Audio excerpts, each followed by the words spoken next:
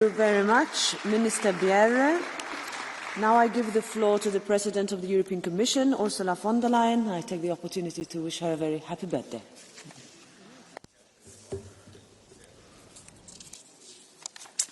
Madam President, Madam Minister, honourable members, something new and dangerous is happening in our skies. In just the past 2 weeks, MiG fighters have violated Estonia's airspace, and drones have flown over critical sites in Belgium, Poland, Romania, Denmark and Germany. Flights have been grounded, jets scrambled, and countermeasures deployed to ensure the safety of our citizens. Make no mistake, this is part of a worrisome pattern of growing threats. Across our Union, undersea cables have been cut, airports and logistic hubs paralysed by cyber attacks, and elections targeted by malign influence campaign.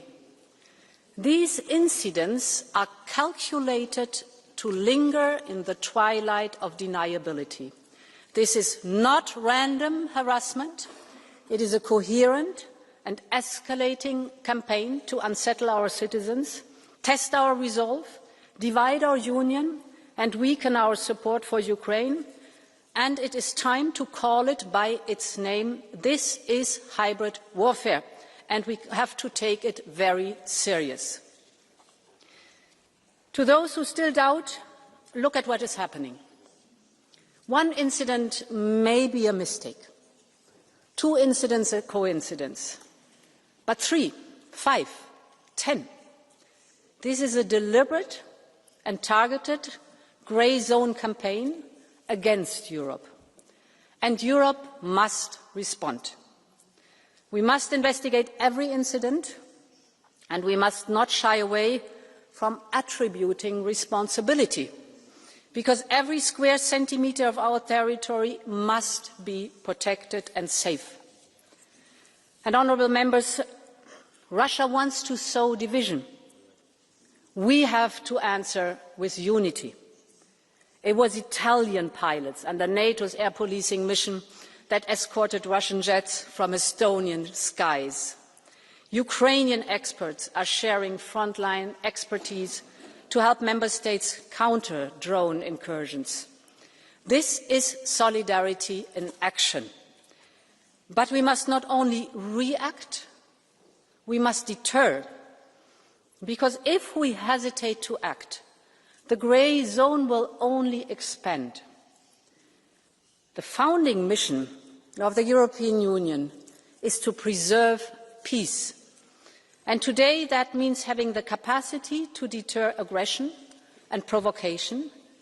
And Europe must urgently equip itself with a strategic capacity to respond, one that is ready to address the changing nature of warfare.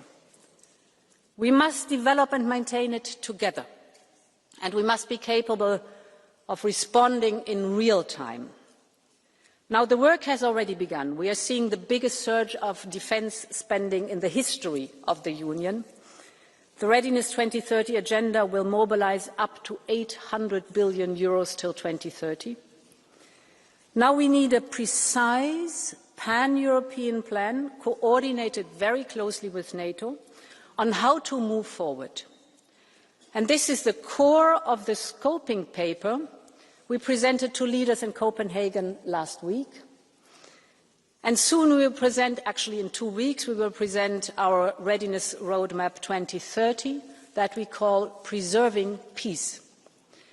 This will not only set common objectives, but also very concrete milestones and timelines on the way to 2030. Because we all know only what gets measured gets really done. And I want to focus on 3 points that are central to this work. The first point deals specifically with violations of our airspace. Here, I'm talking about a new pan-European flagship, the Eastern Flank Watch, and the drone wall.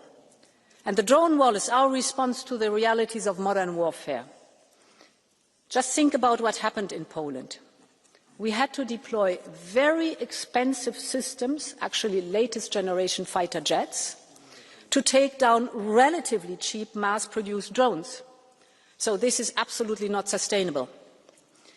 We need an anti-drone system that is affordable and fit for purpose, for swift detection, swift interception, and, when needed, swift neutralization. And we have a lot to learn from Ukraine in this field. We have to learn a lot from Ukraine on capabilities, but even more importantly, I think, on their ecosystem of rapid innovation. And Ukraine is ready to support our efforts. The drone wall will contribute to the Eastern Flank Watch. This will monitor and protect the skies, seas and ground of our eastern members. But get me right, it is not only about our eastern border. At the moment, it's our priority. But what we need is a 360-degree approach. This anti-drone system will be a shield for our entire Union, including, of course, the southern flank.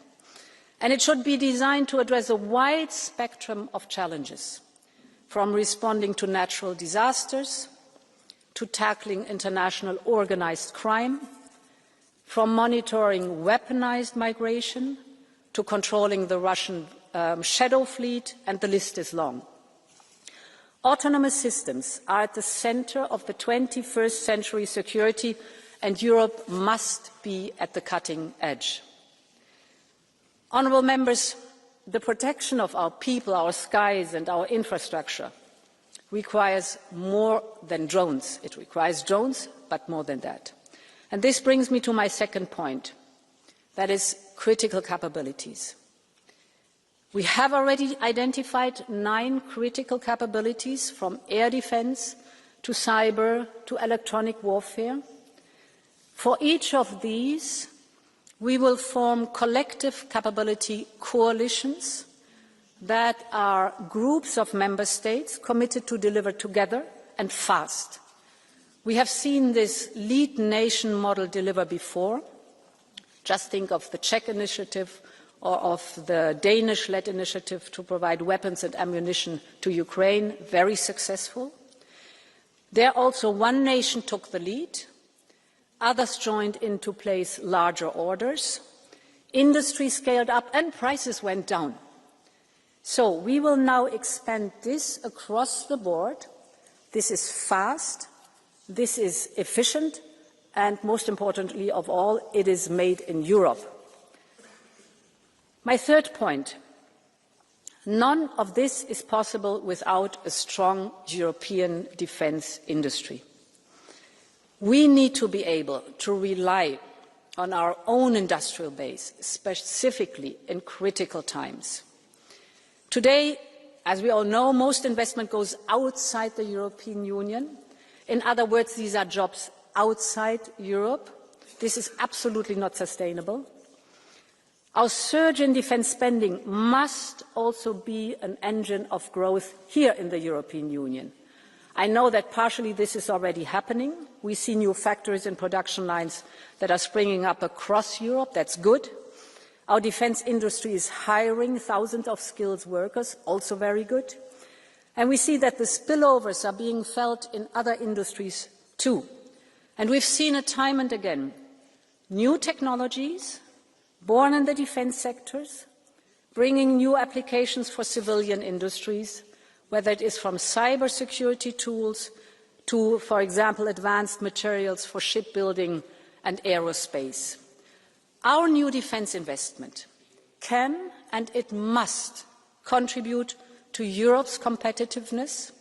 It must be based in our Union, and that's why at least 65% of any project funded under SAFE must be here from the European Union.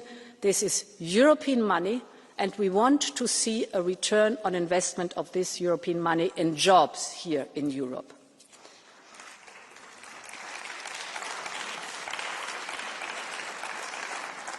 Honourable members, tackling Russia's hybrid war is not only about traditional defence. It is about software for drones, It is about spare parts for pipelines. It is about rapid cyber response teams. And it is about public information campaigns to spread awareness. So this requires a completely new mindset for all of us. We must be ready to leave our comfort zone. We need to explore new ways of doing things. And most importantly, we must deter everyone who seeks to harm our territory and our people. The choice before us is very simple. We either can shy away and watch Russian threats escalate, or we meet them with unity, deterrence and resolve. And I know which side we will choose. Thank you very much, and long live Europe. Thank you very much, President von der Leyen. And now we go to the first round of the political group speakers, starting with the EPP group, Andrzej Halicki.